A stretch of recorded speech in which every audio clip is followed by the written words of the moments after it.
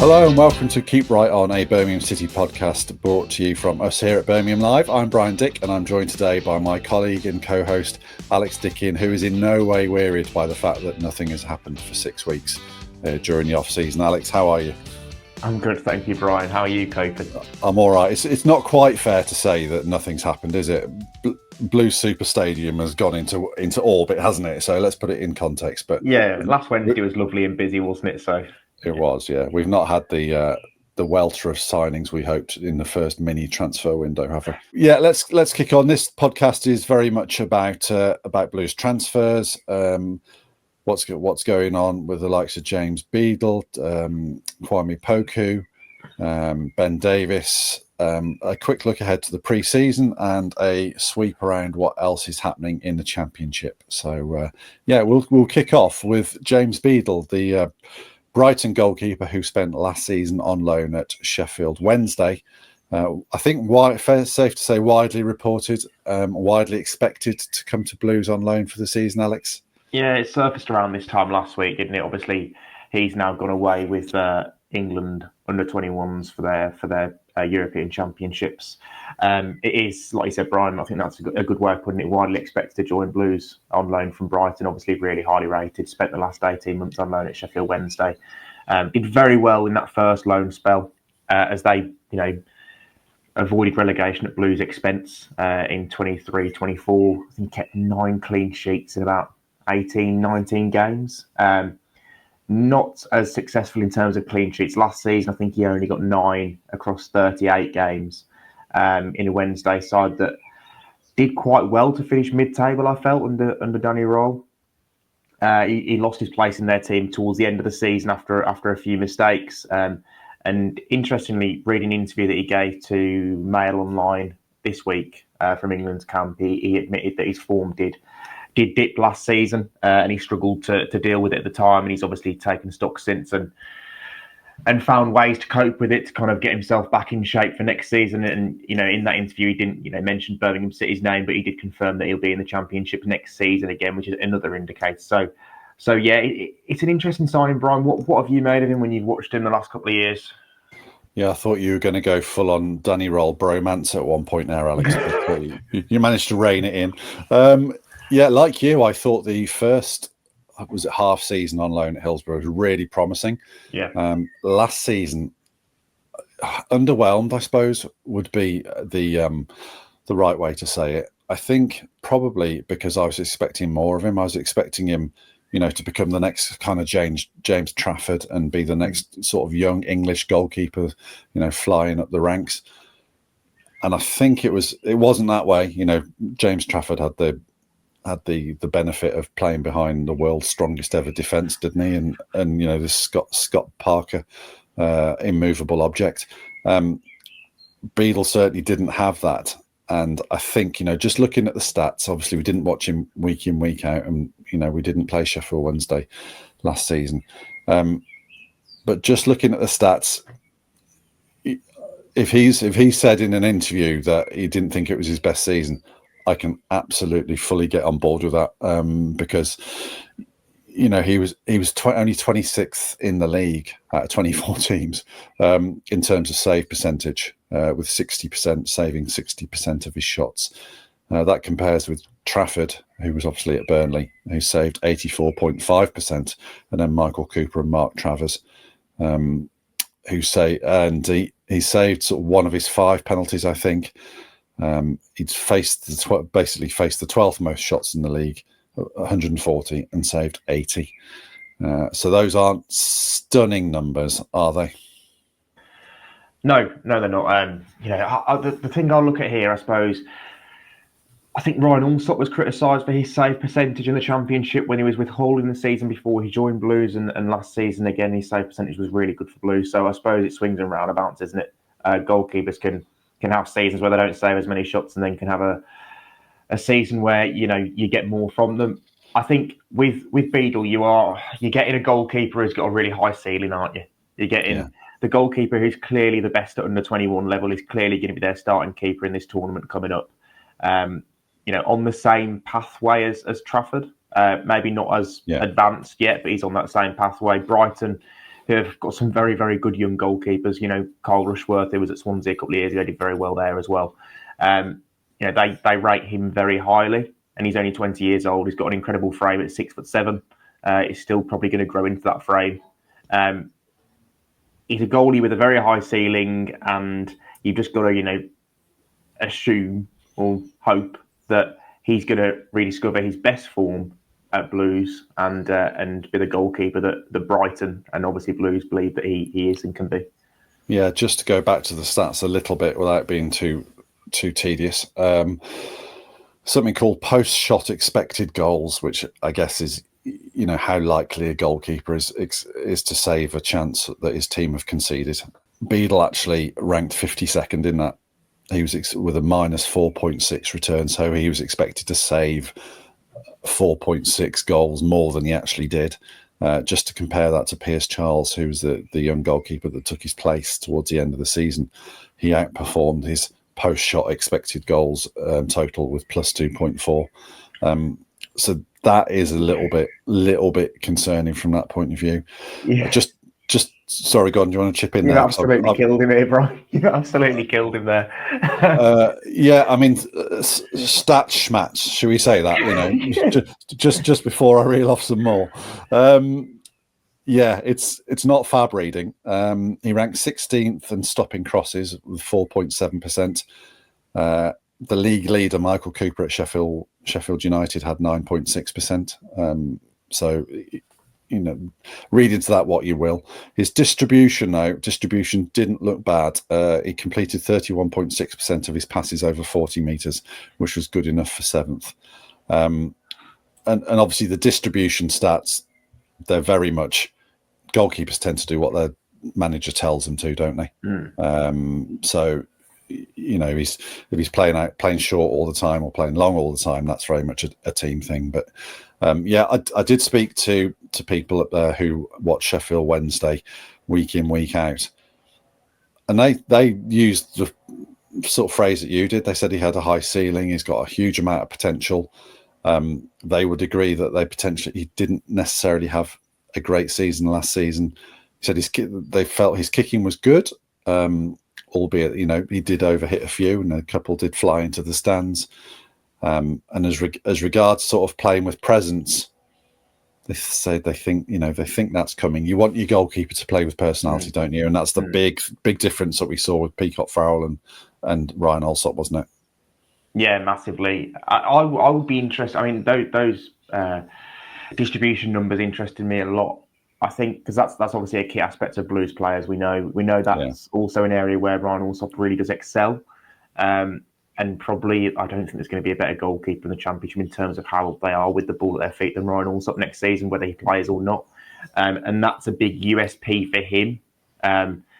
So Beadle's, I'm not going to say going to have to live up to that to become the Blues number one, but he's going to have to kind of get close to it, I think. His distribution with the ball at his feet is going to have to be very good, short and long, because we saw particularly long last season, second half of last season, how key those diagonals were to Anderson and Ethan Laird, and kind of what a game changer was it in terms of Blue style and made them far, far less predictable. So hopefully he does have that in his locker. But I am looking at the ceiling. I'm looking at a guy who's clearly very highly rated by people who know more about goalkeepers than I do. So yeah, I think on paper it looks a good signing. If he has the breakout season that is expected, then it could be a very good signing. Yeah, indeed. What does it mean for Alsop and Peacock Farrell, do you think? I mean, you don't bring a young England under-21 goalkeeper in to sit on the bench, do you? That's the thing. I mean, last season it was billed as a live competition, wasn't it? I think it's going to be very difficult for Blues to bill it as a live competition to begin with, because you have, Brighton aren't letting a 20-year-old England under-21 international go on loan to not play, are they? That's kind of just the way it is. So, I mean, I might be surprised, but I would expect him to start the season if he joins Blues as the number one.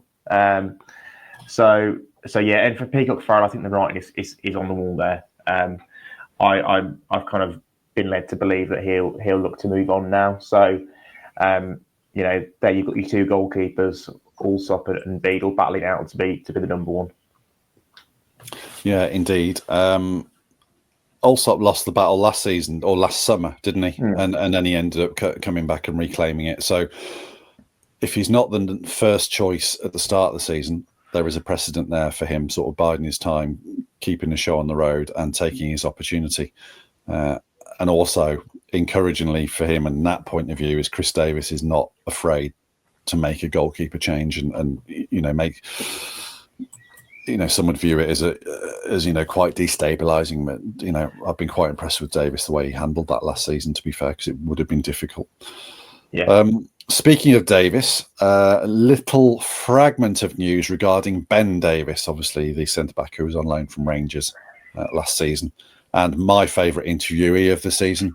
Not often I'm told that an interview was enjoyable, and I will stop mentioning it every time I say Ben Davies' name at some point. A little bit of snippet from Scotland about Ben Davies. What is it, Alex?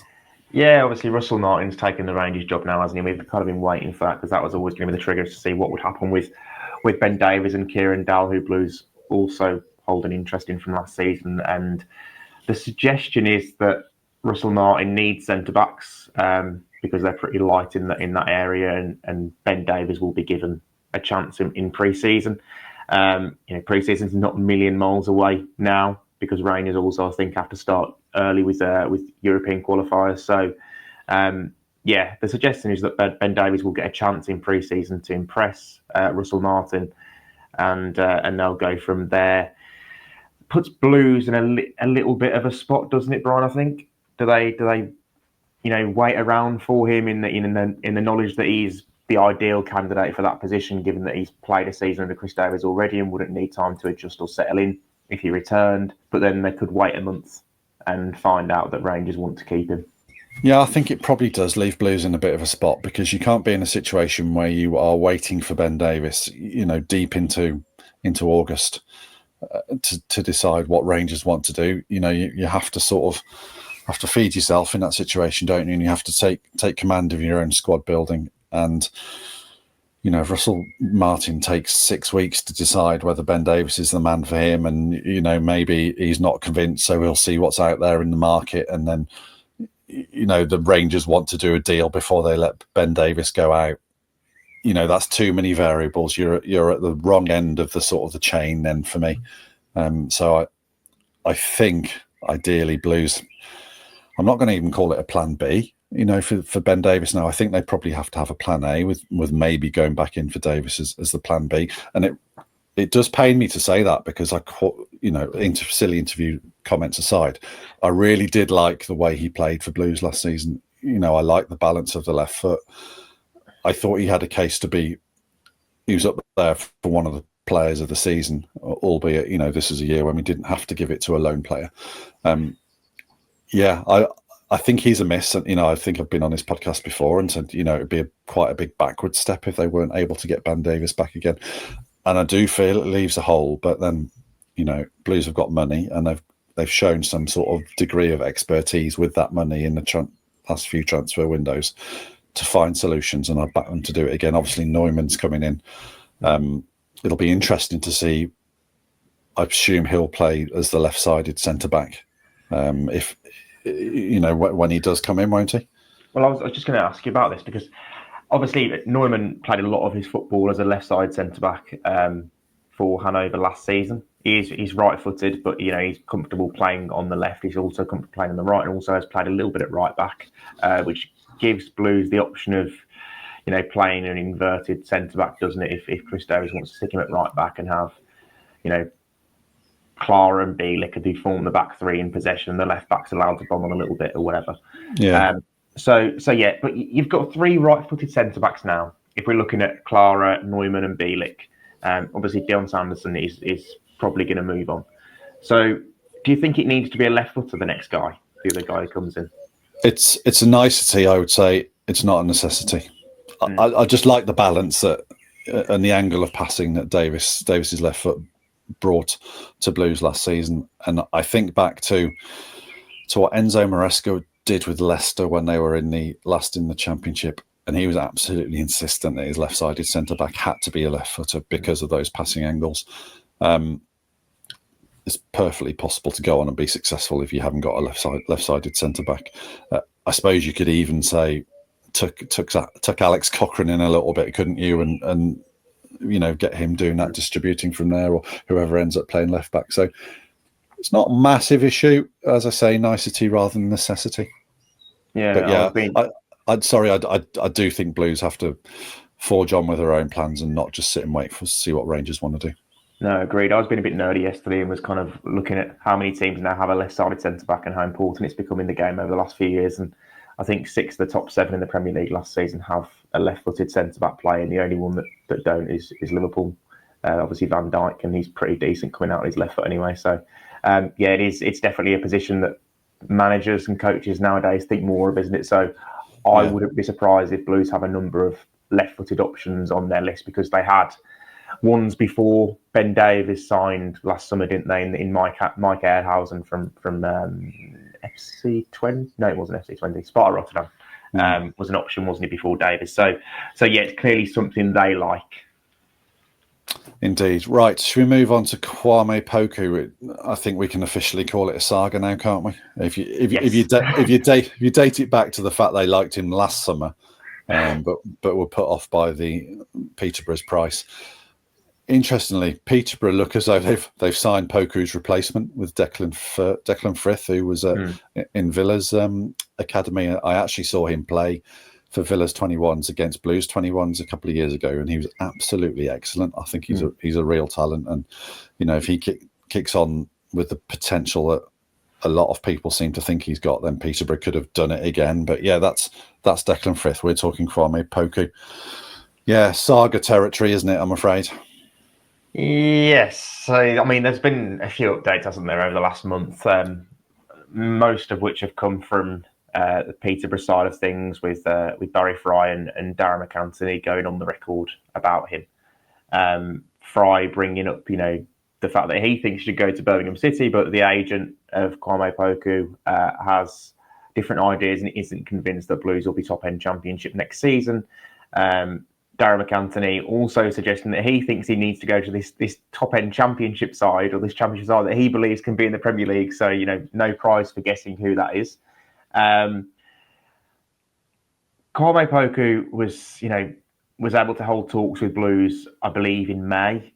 Although I'm also told that the reported £30,000 a week offer that they allegedly made to Kwame Poku and his agent is wide of the mark. So that's not true.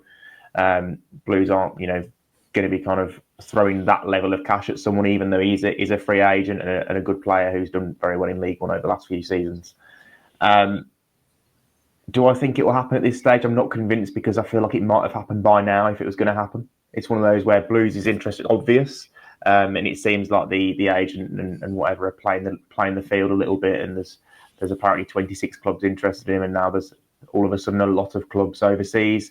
And obviously we know that if Poku moves overseas, he's probably going to get a bigger salary, and there'll be maybe even a sign-on fee, because the compensation that Peterborough will be owed because he's under 24 years of age will be minimal if he moves overseas. Only if he stays in England that they'll be entitled to big money. So you can understand the frustration of Barry Fri and Darren McAntony that this is coming to light. But it's difficult. It's difficult to say. I think he'd be an excellent signing. I think he would be a really good signing, but it's difficult to see because it's dragged on for so long now. Yeah, I agree. I think he would be a good signing.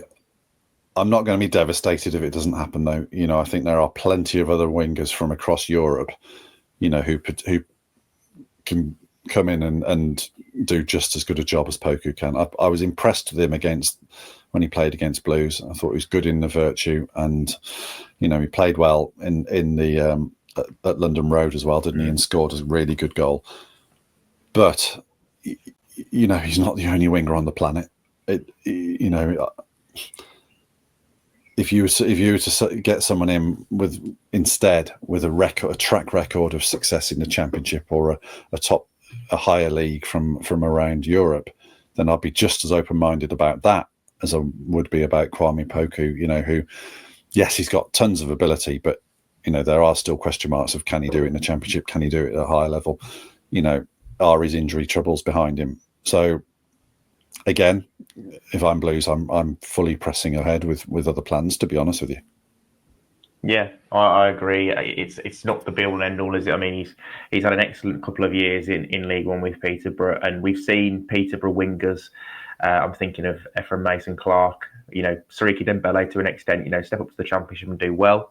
But there's absolutely nothing to guarantee that would happen, that he would have a similar season in the Championship next season. So Blues can't really be, waiting around or held to ransom in this window, can they? And I don't think they will be. So No, I think I there'll be don't. other targets. Yeah, I would say a lot of the enthusiasm about Poku to Blues seems to be coming from Peterborough, doesn't it? Yeah, which is telling. Which is very telling. I mean, exactly. They will have their own agenda. They will want to sell Poku to a club who everyone knows has got a decent amount of money.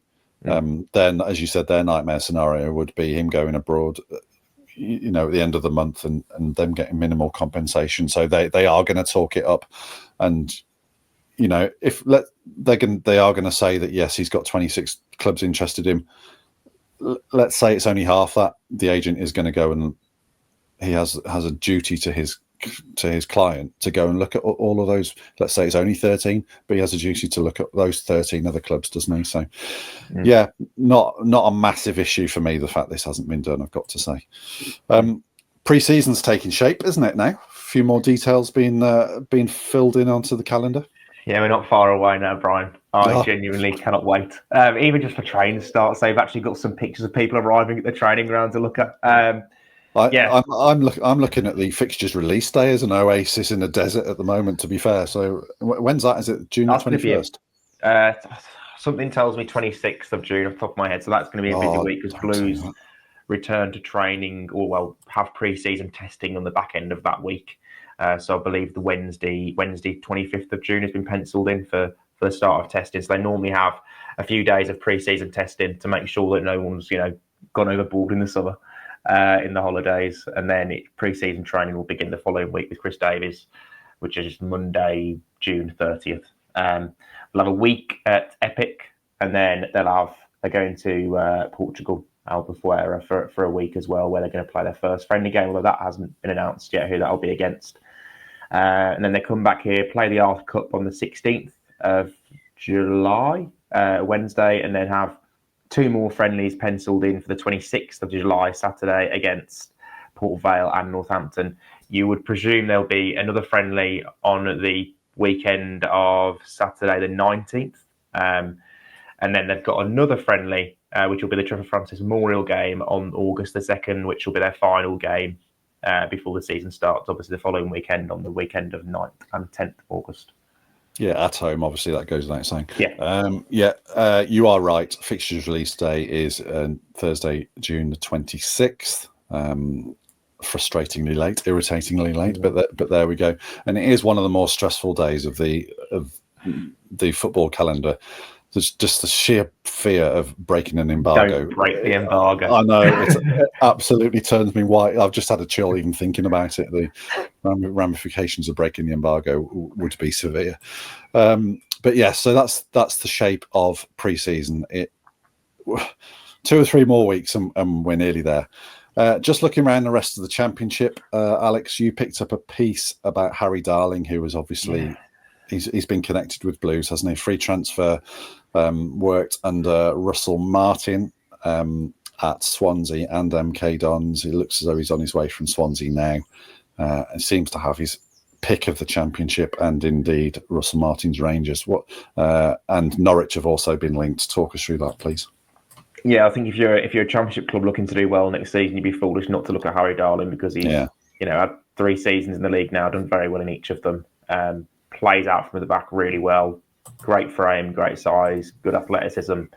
Adds the odd goal as well. Got 5 last season, 39 games in the league. So, yeah, it seems that everyone in the Championship has a bit of an interest in Darling, and Blues have also been linked with him. I think since last season, knowing that he was going to come to being a free agent this summer. Again, looks as though he'll leave Swansea because, again, you probably would have signed a contract by now, wouldn't you, if you intended to stay. Wrexham, Norwich City, Stoke and Norwich have actually gone public in their interest. They've got Liam Manning as their manager, who had Darling for a season at MK Dons. And yeah, their sporting director also spoke on it, basically saying he's on their list. They know he'll have lots of offers, particularly from the Championship, but he is somebody they'd like to sign. So he is somebody who I could probably get on board with. But he's right-footed, as we were talking about earlier. He's right-footed. He has played on the left side of a defensive two. Would probably be comfortable in the middle of a three as well. So just a good player and one that Blues should really be interested in. Yeah, indeed. A good physique. Gets a few goals each season from set pieces as well, doesn't he? So, yeah. And as you say, free agent doesn't come with a transfer fee. Yes, you get sucked into a bidding war wage-wise. I would think him and his representatives will probably be able to play the competition off against each other and drive those wages up. But I think Blues would be foolish not to be in the mix for Darling, and well, we think they probably are, don't we? So yeah, interesting one on that one. Interestingly, Alex, Norwich have turned down a bid from Porto for Borja Sainz of 12.7 million.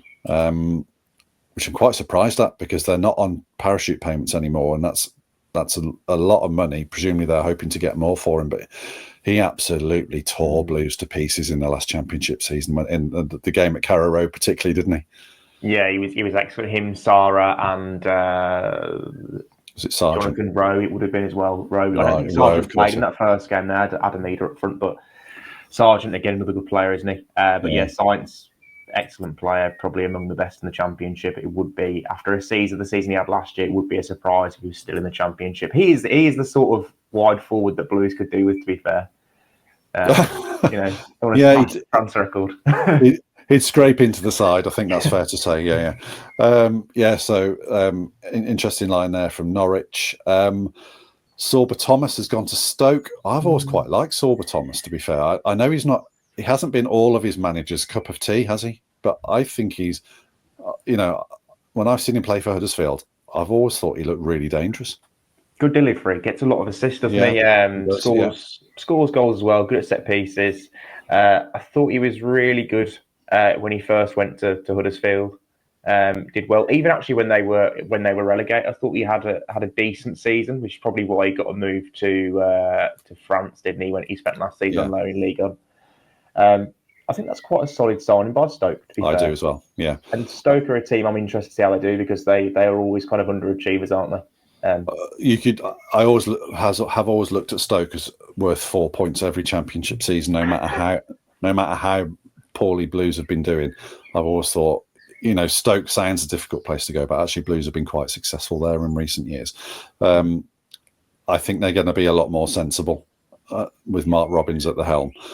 He will obviously knows the Championship inside out, and it's instructive to me that Sorba Thomas is their first signing, because, as you say, there's the delivery. He's very good at set pieces delivery, so that tells you something about where Stoke might be going. And also, what's the best ability? It's availability, and he's played a lot of games or been available for a lot of games. His injury record is very good, so. Yeah, I think there could be a case of common sense breaking out at the Bet365 Stadium this summer. Hopefully, it'll still be worth 4 to 6 points for Blues. Hull have appointed a new manager, Sergei Yakirovic, who's come from after a short spell in Turkey. You can say the club's name if you want. Kayserispor. He led Dinamo Zagreb to a League Cup double in the Croatian League in 23-24. So Hull look to be filling in some of their blanks. Leicester City, they are a big wild card in the Championship, aren't they? Having just come down from the Premier League. Technically, Ruud van Nistelrooy is still their manager, but they do have a PSR charge hanging over their heads as well. What have you made of what's gone on at the King Power Stadium, and where do you see them fitting into the pecking order at the moment? Obviously, so much could change. Everyone seems to think that Leicester will be, of the three relegated clubs, everyone seems to think Leicester are the weakest, but I don't subscribe to that. I think they've still got very good players, and they tied down a couple of really promising youngsters in the week as well. So I think they'll be Jeremy Monga, yeah, and also Stolarczyk, the goalkeeper, an absolute stormer in that FA Cup tie against Blues a couple of years ago. He's been tied down, so I wouldn't be surprised if he was their number one next season because he's a very good, capable goalkeeper. But it's a weird one. They've got good players still. They're going to have potentially a wide pairing of Fatawu and Mavididi, who were excellent last time they were in the Championship. So why wouldn't they compete again? They've still got Harry Winks, I think. So they've got people like Oliver Skipp. I can't see him going back to the Premier League. So they're going to have good players in the Championship. They're going to need a good manager. I was actually speaking to a Leicester fan yesterday who suggested maybe they're holding off on making a decision on Ruud van Nistelrooy to get it into the next financial year, which obviously would be from July 1st. Yeah. So there's obviously all that sort of stuff does happen in football, and it will be interesting to see if that decision comes out at the beginning of July. But it's really, really poor planning to kind of still have him in place now if they're not going to have him in place, when pre-season starts, because that puts them at a slight disadvantage when everyone else, clubs like Blues especially, have continuity and know what's happening. Well, it's been done before, not least at Blues when Lee Bowyer notionally started pre-season, and then John Eustace came in sort of, I think, July. I'm guessing July 6th, July 7th, something like that. So yeah, it does happen. And then Eustace, let's not get me on my favourite hobby horse of how good a coach John Eustace is. So yeah, it does happen, and that's quite a prevalent theory about why there hasn't been movement on Van Nistelrooy yet. Harry Winks, I think, has fallen down the pack. He sort of kind of fell out with Van Nistelrooy over sort of travel distances to the training ground. But Oliver Skipp, who they paid 20 million for last summer, he's likely to be around. And as you say, Stolarczyk is a very capable deputy if they do cash in on Mads Hermansen, who's an exceptional goalkeeper. So, I remember the FA Cup game. Stolarczyk took some real chances playing out, didn't he, that day? And you felt that Tony Mowbray's team somehow had gone in 0-0, and it was the heaviest 0-0 stalemate at half time. It could have been 5-0. Honestly, it could have been, couldn't it? And then Jamie Vardy score open the scoring, and they ran away with it a little bit. I think that's what happened, wasn't it? Yeah, very early into the second half, wasn't it? Yeah, indeed. Yeah. So anyway, and just to line out of Millwall, Alex Neil has said they are unapologetically going for promotion next season, and they have released or failed to agree terms with a couple of their long-standing players, George Saville and Liam Roberts. So yeah, that about wraps it up for us here. Alex, what's next on the agenda for Blues? Next on the agenda for Blues, probably the start of pre-season, isn't it, really? We're a couple of weeks away now, so once training starts, it begins to get a little bit more interesting. I might be able to get myself down to the training ground and get a couple of interviews done and have some content and not have to scratch my head every day. Yeah, indeed. Just to say, the transfer window is now shut.